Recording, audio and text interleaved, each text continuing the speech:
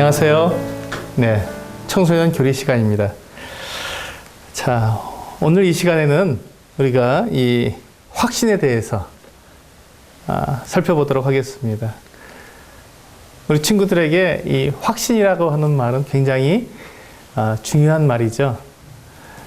많은 사람들이, 많은 친구들에게 이렇게 상담을 해보면 내가 구원은 받은 것 같은데 이 확신이 없어요. 또 어떤 친구들은 제가 확신을 가질 수 있도록 좀 도와주세요. 이런 말들을 참 많이 합니다. 확신, 굉장히 중요한 주제죠. 오늘 이 확신에 대해서 우리 함께 잘 살펴보면 우리 친구들이 정말로 예수를 믿지만 확신이 없다고 하는, 흔들린다고 하는 이런 말을 하지 않고 분명한 확신 가운데에서 예수님을 믿을 수 있는 친구들이 될 수 있을 거예요. 자, 그러면 우리가 이 확신이란 말이 무슨 뜻인지, 확신 그러는데 이 확신이 정말 무슨 뜻인지 그 뜻부터 알아볼 필요가 있겠죠. 확신이란 말은 굳게 믿는다라는 말입니다. 그러니까 분명한 믿음이 있는 것을 말합니다. 그런데 이 확실한 말 안에 가지고 있는 그 의미에는 이 불확실한 것이 없도록 확실한 증거를 바탕으로 믿는다 하는 뜻을 가지고 있습니다. 그러니까 우리가 무엇을 믿을 때 그 믿는 믿음이 흔들리지 않으려면 뭐가 필요하다고요? 그렇죠. 확실한 증거가 필요하다는 것입니다. 어떤 근거가 있는 믿음. 그냥 남이 어떻게 말을 하니까 그 남이 하는 말을 듣고 그런 거보다 하고 그냥 믿어버리는 것이 아니라 남들이 뭐라고 말을 할 때 그 말을 듣고 정말 그런지, 정말 그런 증거가 있는 것인지, 그게 확실한지 알아봐서 내가 정말 그렇구나 하고 알게 될 때, 그 분명한 근거를 가지고, 증거를 가지고 믿게 될 때 확실하게 된다는 것입니다. 그것을 보고 확신이라고 말을 합니다. 그러니까 우리 친구들이 저는 구원 받은 것 같은데 확신은 없어요. 구원 받고 싶은데 확신을 할 수가 없어요. 이렇게 말하는 친구들은 이 예수님이 누구신지는 알았지만 내가 무엇을 믿어야 하는지, 그 믿음의 근거, 믿음의 그 증거를 정확하게 알아보지 않았기 때문에 그냥 나에게 들려지는 말을 듣고 그냥 그런 거보다, 믿어야 하는 것보다 하고 단순하게 그렇게 생각했기 때문에 이 확신이 없고 흔들리게 된다는 것이죠. 그래서 우리가 예수님을 믿을 때 우리가 내가 무엇을 믿어야 하는지 그 근거를 분명히 파보고, 그래서 그것을 내가 확실하게 알게 될 때까지 알아보는 것이 정말로 중요한 것입니다. 그래야 우리가 분명한 믿음을 가질 수 있기 때문에 그렇습니다. 사도행전 17장 11절에서 12절 말씀을 보면 이와 같이 말씀하고 있습니다. 베레아에 있는 사람들은 데살로니가에 있는 사람들보다 더 너그러워서 간절한 마음으로 말씀을 받고 이것이 그러한가 하여 날마다 성경을 상고하므로 그 중에 믿는 사람이 많고 또 헬라의 귀부인과 남자가 적지 아니하나. 자, 여기에서 보니까 이 베레아에 있는 사람들은 신사적이고 더 너그러운 사람들이었기 때문에 이 사도 바울이 하는 말을 듣고는 그것이 정말 그런가 하고 알아보았다는 것입니다. 바울에게서 어떤 소식을, 분명한 복음을 들었는데 예수님이 하나님의 아들이시고 그분이 죽은 자 가운데서 사흘 만에 부활하셨다는 그 소식을 들었는데 내가 들은 이 소식이 정말인가? 알아보지 않고 그런가 보다, 그렇다면 그런 줄 알아야지 이렇게 지나간 것이 아니라 정말 그러한가 하고 성경을 찾아보고 연구해 봤다는 것이에요.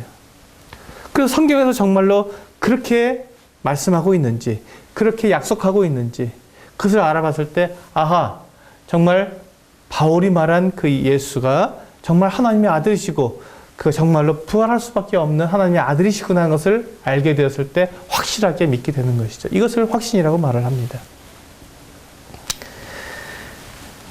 그래서 이 베레아에 있는 사람들은 그렇게 근거 있게 자기 증거를 다 확인해 보았기 때문에 믿는 자들이 적지 않았다고 말하고 있고, 또 귀부인들, 귀족들이죠. 귀족들과 또 남자들도 적지 않았다고 말씀하고 있는 것입니다. 자, 그러면 우리가 이 믿음의 근거를 가져야 하는 그 몇 가지 사항이 있는데 그것을 한번 살펴보도록 하겠습니다. 첫 번째로 우리가 내가 정말로 믿어야 하는 그 믿음의 근거가 무엇인지 알아봐야 할 첫 번째가 바로 의롭게 될 수 있는 것이 가능한가 하는 것입니다. 예수님을 믿는 사람들은 의롭다고 말을 하는데, 의인이 된다고 말을 했는데 정말 그것이 가능한가?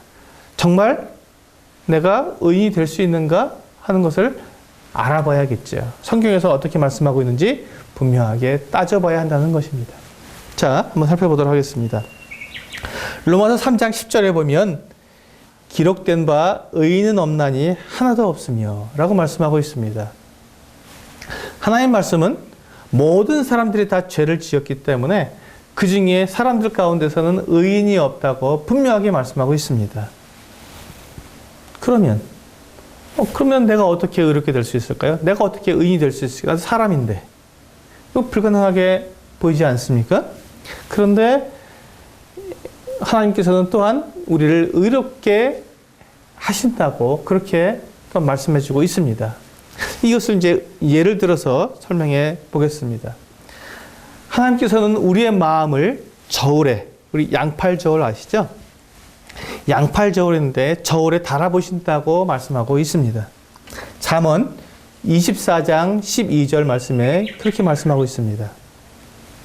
내가 말하기를 나는 그것을 알지 못하였노라 할지라도 마음을 저울질하시는 이가 어찌 통찰하지 못하시겠으며 내 영혼을 지키시는 이가 어찌 알지 못하겠느냐. 그가 각 사람의 행위대로 보응하시리라. 자, 하나님께서 우리의 의의를, 내가 얼마나 의로운지를 이 양팔 저울에 달아보신다는 것입니다. 그러니까 내가 얼마큼 의로운지 내 의의를 딱 들어서 이 저울에 한쪽 저울에 올려놓고 이 다른 쪽 저울에는 하나님의 의의를 올려놓으시는 것입니다. 하나님의 의의와 하나님께서 원하시는 하나님의 의의와 내 의의를 저울에 올려놓고 비교했을 때, 달아보았을 때 만약에 내 의의가 하나님의 의의에 비해서 부족하다면 그것은 의롭게 될 수가 없는 것이죠. 그 사람은 여전히 죄인인 것입니다. 한번 생각해 보십시오. 그런데 하나님의 의의를 탁 올려놓으면 그 무게만큼 하나님의 의의만큼 자기의 의의를 나타낼 수 있는 사람이 얼마나 있겠습니까? 없습니다. 왜냐하면 하나님의 의의는 거룩이라는 무게를 가지고 있기 때문에 그렇습니다. 우리 사람들 가운데서 어떤 사람이 거룩한 사람이겠습니까? 거룩한 사람이 한 사람이라도 있겠습니까? 없습니다. 거룩이라는 것은 정말로 조금의 티도 없는 완전 무결한 것을 거룩이라고 말을 합니다. 우리 가운데 조금의 흠도 티도 없는 그와 같이 거룩한 완전 무결한 사람이 있겠습니까? 한 사람도 없기 때문에 하나님의 이 저울에 올려놓으면 당연히 우리는 가벼워서 들림받을 수밖에 없다는 것입니다. 우리 무게가 부족한 것입니다. 그렇기 때문에 하나님께서는 의인은 없나니 하나도 없다고 말씀하시는 것이지요. 그렇다면 도대체 누가 구원을 받을 수 있겠습니까? 누가 의롭다는 그 말을 들을 수가 있겠습니까? 아무도 없겠죠. 그래서 사람은 불완전하기 때문에, 완전 무결한 사람이 없기 때문에 하나님의 이 의의 시험을 통과할 수가 없는 것입니다. 그렇기 때문에 하나님께서는 우리를 의롭게 하시기 위해서 다른 방법을 사용하셔야 되는데 그것이 바로 그리스도의 의를 우리들에게 선물해 주시는 것입니다. 우리들에게 선물로 그리스도의 의를 우리에게 더해 주시는 것입니다. 로마서 3장 24절에서 26절 말씀을 쉬운 성경으로 같이 읽어보면 이와 같이 되어 있습니다. 그런 사람이 그리스도 예수께서 주시는 속죄를 통해 하나님의 은혜로 의롭다는 판단을 받습니다. 그것은 하나님께서 거저 주시는 선물입니다. 하나님께서 예수님을 화목제물로 내어주셨으며 누구든지 예수님의 피를 믿음으로 죄를 용서받게 됩니다. 하나님은 이전에 살았던 사람들이 지은 죄에 대해 오래 참으심으로 심판하지 않으셨습니다. 이렇게 하여 하나님께서는 그분의 의로우심을 보이셨습니다. 하나님께서 이 시기에 그분의 의로우심을 보이신 것은 하나님 자신이 의로우시다는 것과 예수님을 믿는 사람을 의롭게 하신다는 것을 보이기 위해서였습니다. 자, 여기서 보니까 우리가 의롭게 되는 것은 내 의를 달아보았을 때는 결코 있을 수 없는 일이지만 하나님께서 우리들에게 선물을 하나 주셨는데 그 선물이 바로 예수 그리스도의 의라는 것입니다. 예수 그리스도의 의를 우리들에게 선물로 주셨기 때문에 예수 그리스도의 의는 얼마나 무거울까요? 그 무게가 얼마나 될까요? 그렇죠. 하나님이시기 때문에 예수 그리스도의 의는 하나님의 이 의의 무게와 똑같습니다. 그렇기 때문에 이 무게가 차이나지 않고 이제 무게는 하나님의 의의 저울은 균형을 이루게 되는 것이죠. 그래서 우리가 통과할 수 있게 된다는 것입니다. 예수님을 믿는 사람들에게는 하나님께서 예수님의 의를 선물로 주시기 때문에 하나님의 의의 저울에 나 혼자 올라서는 것이 아니라 예수님의 그 의를 가지고 그 무게를 가지고 올라서기 때문에 예수님이 함께 서주시기 때문에 우리의 의는 우리가 의롭다고 칭함을 받게 될 수 있다는 것이죠. 그러니까 내가 행한 어떤 행위 때문에 내가 착하고 내가 의롭기 때문에 내가 의로운 사람이 된 것이 아니라 오직 예수님께서 나와 함께 계시기 때문에 예수님께서 의로우시기 때문에 나도 의롭게 된다는 것입니다. 정말 놀라운 것이 아니겠습니까? 바로 이것이 우리가 의롭게 된다고 하는 그 근거입니다. 분명하죠? 그러니까 내가 정말 의롭게 된다는 것에 대해서 내가 의심을 가질 이유가 없지요. 분명하니까요. 자, 두 번째, 우리가 믿음의 근거를 가져야 할 두 번째 사항은 내가 구원받을 수 있는가 하는 것입니다. 내가 구원받을 수 있는가. 자, 많은 사람들이 이 복음을 듣고 예수님을 믿지만 그래도 그 사람들 마음 가운데는 어떤 생각이 있냐면요. 내가 착한 일을 해야 구원받을 수 있을 거야. 내가 변해야, 내가 하나님을 믿으면 믿는 사람처럼 변해야 내가 구원받을 수 있지 라고 생각한다는 것입니다.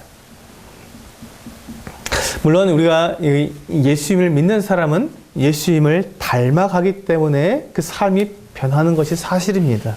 하지만 만약에 우리가 내 삶이 변해야 구원받는다고 말을 한다면 얼마큼 변해야 구원받는지 그 기준이 분명하지 않습니다. 그렇죠? 얼마큼 변해야 내가 구원받는 것을 알 수 있을까요? 조금 변하면 안 될까요? 많이 변해야 될까요? 그럼 그 많다는 것의 기준이 무엇일까요? 자, 이렇게 모호한 기준이 정확하지 않고 변하는 것에 우리가 근거를 두게 되면 어떻게 된다고요? 확신이 안 생긴다는 것이죠. 그래서 그것은 그런 기준은 하나님께서 우리에게 주시지 않으셨다는 것입니다. 하나님께서는 내가 변해야 구원받는 것이 아니라 내가 믿으면 구원받는다고 분명히 말씀해 주셨습니다. 사도행전 16장 31절에 분명하게 이 구원의 증거를 우리들에게 보여주고 계십니다. 주 예수를 믿으라. 그리하면 너와 내 집이 구원을 받으리라. 자, 이 말씀을 우리 잘 살펴볼 필요가 있습니다. 이 말씀에서 주 예수를 믿고 네가 교회를 다니면 구원을 받으리라 하고 말씀하고 있습니까? 그렇지 않죠. 주 예수를 믿고 그리고 네가 변화되면 그러면 구원을 받으리라 하고 말씀하고 있습니까? 그렇지도 않습니다. 분명하게 이 말씀에서는 다른 어떤 조건이 거기에 붙어 있지 않고 오직 단지 주 예수를 믿으라. 그리하면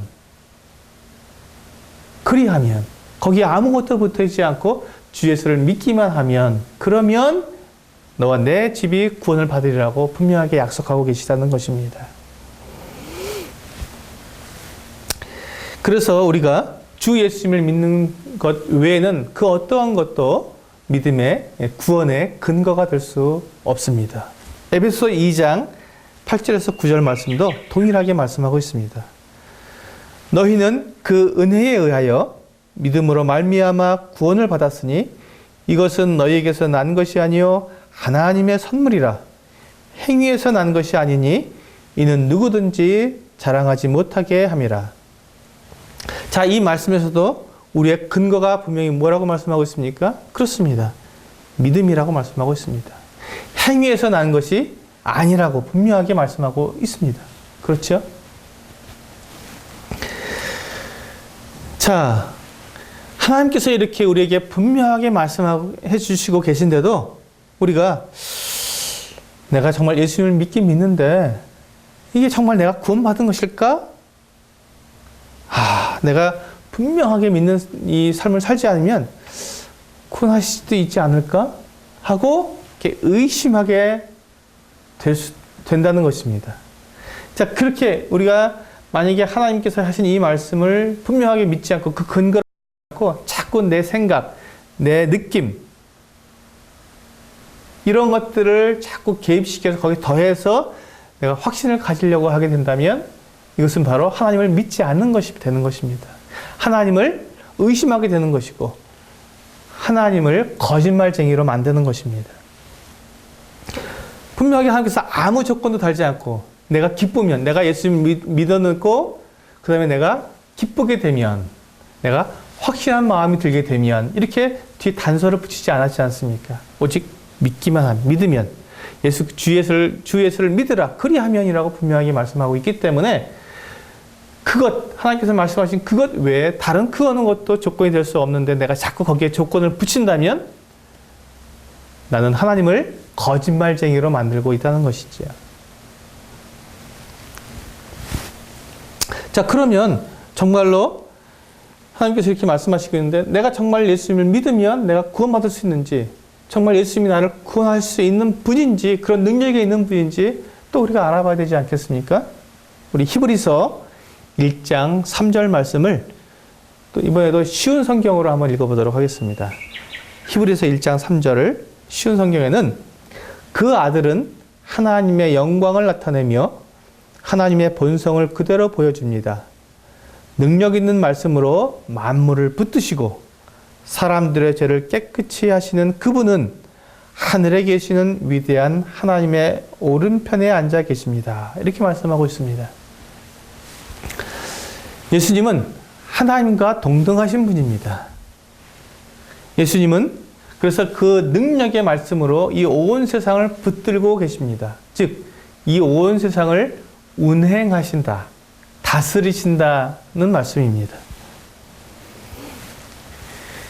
예수님께서 이 능력의 말씀으로 세상을 붙드시고 계시다는 것은 예수님께서 말씀하시면 그 말씀하신 대로 이 온 세상이 그대로 움직인다는 것, 순종한다는 것입니다. 우리가 나무나, 지금 우리 주위에 있는 나무나 또 새나 뭐 짐승이나 바람이나 이런 것들에게 우리가 명령을 해보십시오. 그럼 내가 명령한 대로 이 나무나 새나 바람이나 이런 것들이 내가 말한 대로 그렇게 움직입니까? 그렇게 하지 않죠. 우리의 말에는 능력이 없지만 예수 그리스도에게는 그 같은 능력이 있다는 것입니다. 그분은 그 같은 능력을 가지고 계신 분, 바로 하나님과 동등하신 분이라는 것을 우리에게 말씀해 주고 있습니다. 그분은 또한 하나님 보좌 그 우편에 앉아 계시다고 말씀하고 있습니다. 하나님과 나란히 앉아 계셔서 이 경배와 찬양을 받으시는 분이십니다. 예수님은 하나님의 아들이시기 때문에 바로 이와 같은 능력이 있으시고 또 하나님과 같이 그 영광의 보좌에 함께 앉아 계신 그와 같은 분이시기 때문에 우리를 구원하실 수 있는 능력이 있으신 분입니다. 그래서 나를 구원하는 능력은, 내가 구원받을 수 있는 그 같은 능력은 나에게 있는 것이 아니라 누구에게 있다고요? 그렇죠. 하나님의 아들이신 예수 그리스도에게 있는 것입니다.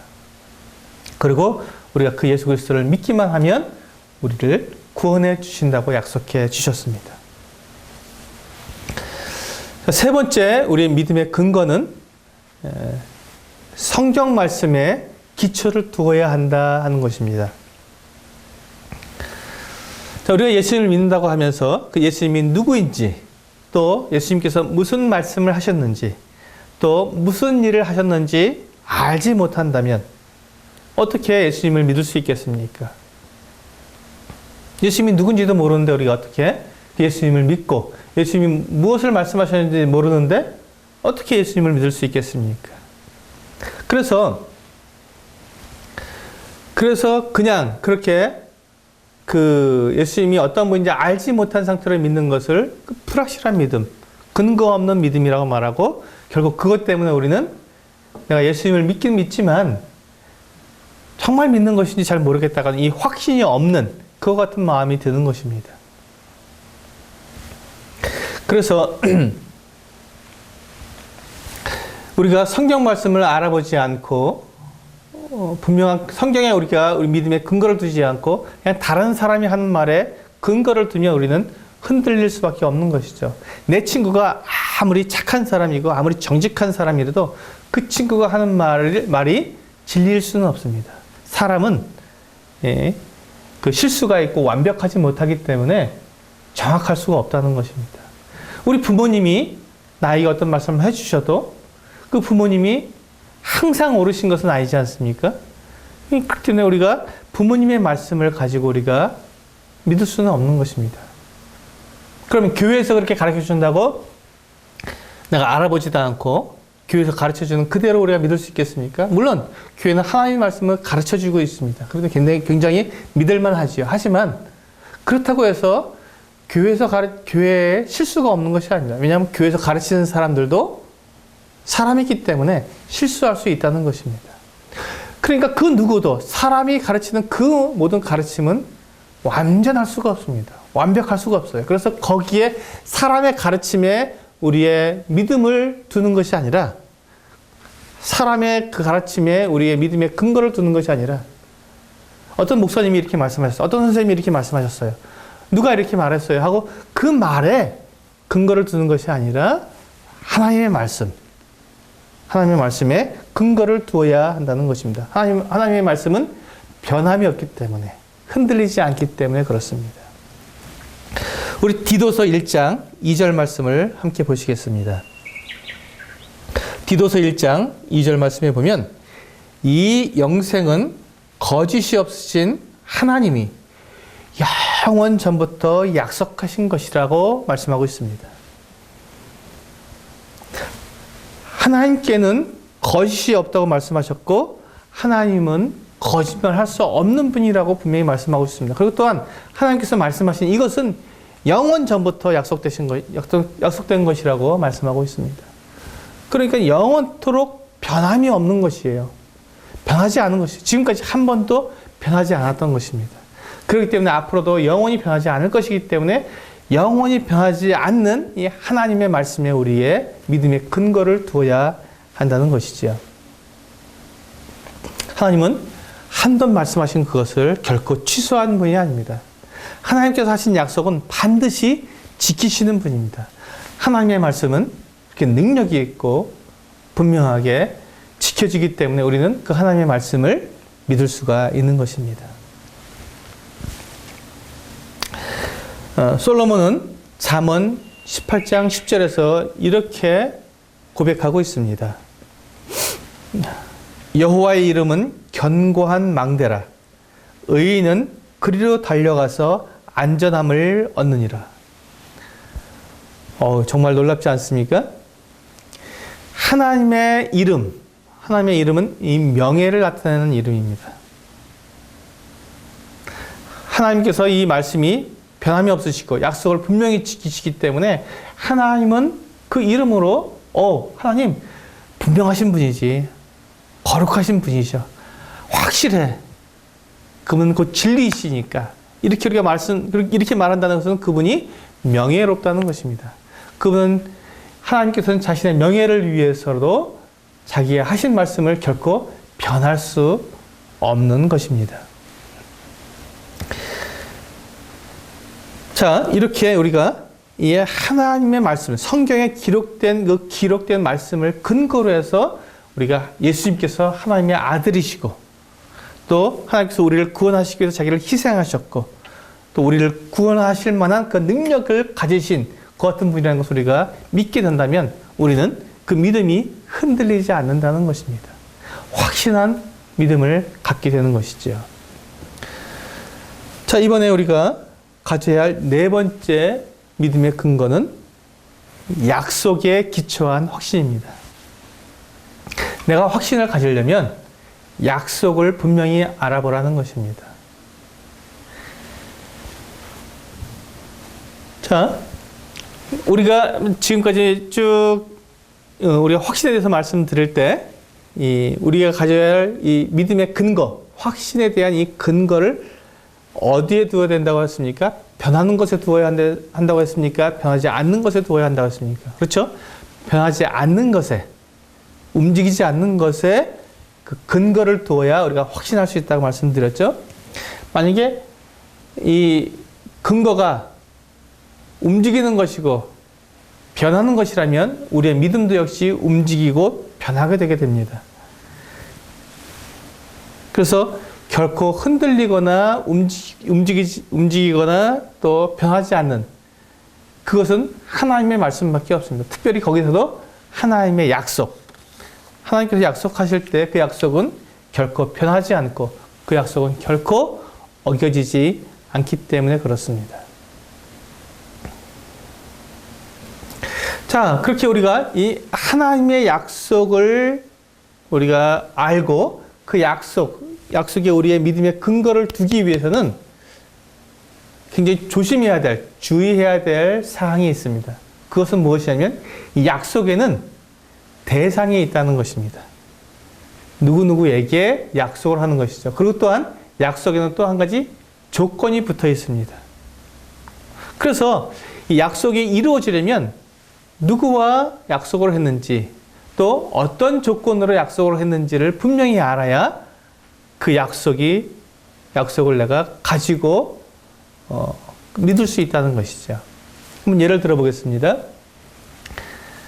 내 친구의 아버지가 내 친구에게 이번 토요일 날 너에게 내가 용돈을 주마 하고 얘기를 했습니다. 그 얘기를 나도 옆에 있다 들었는데 내 친구 아버지가 나에게 용돈을 토요일 날 주신다고 했구나 하고 생각한다면 어떻습니까? 어리석은 생각이죠. 결코 그런 일은 일어나지 않지 않습니까? 왜냐하면 내 친구의 아버지가 누구에게 약속을 했습니까? 나에게 했습니까? 내 친구에게 했습니까? 내 친구에게 했지 않습니까? 그러니까 대상이 분명해야죠. 내 친구의 아버지가 나와 내 친구에게 다 준다고 했으면 내가 그것을 소망하며 기다리고 믿을 수 있지만 나에게 하지 않고 내 친구에게 했는데 내가 그것을 믿으면 그 믿음이 무슨 소용이 있겠습니까? 아무 소용이 없습니다. 그것처럼 믿음, 이 약속을 우리가 믿을 때 그 약속이 누구에게 하고 있는가? 그 대상이 대단히 중요하다는 것입니다. 또한 약속에는 또한 조건이 있다고 말씀드렸습니다. 이 예를 한번 들어보겠습니다. 학교에서 선생님이 이번 시험을 쳤는데 이번 시험에서 95점 이상을 맞는 친구들에게는 떡볶이를 사주겠다. 이렇게 약속을 했습니다. 근데 그 얘기를 듣고 이제 시험을 쳤는데 92점을 받았습니다. 잘 봤습니까? 못 봤습니까? 잘 봤죠. 92점인데. 내가 92점이나 맞았으니까, 내가 이렇게 시험을 잘 봤으니까 선생님이 나에게 떡볶이를 사주겠지. 이렇게 생각하면 올바른 믿음입니까? 잘못된 믿음입니까? 잘못된 믿음입니다. 그것은 이루어질 수 없는 믿음입니다. 왜? 조건에 맞지 않기 때문에 그렇습니다. 물론 92점을 맞았으면 시험을 잘 본 것이지요. 그러나 떡볶이를 사줄 만한 그 조건에는 만족하지 않았기 때문에 그 사람은 그 조건에 맞지 않았기 때문에 그 약속은 그 사람과 이루어지지 않는다는 것입니다. 그럼 그 약속을 믿을 때 분명히 그 대상과 그 조건을 정확하게 알아봐야겠지요.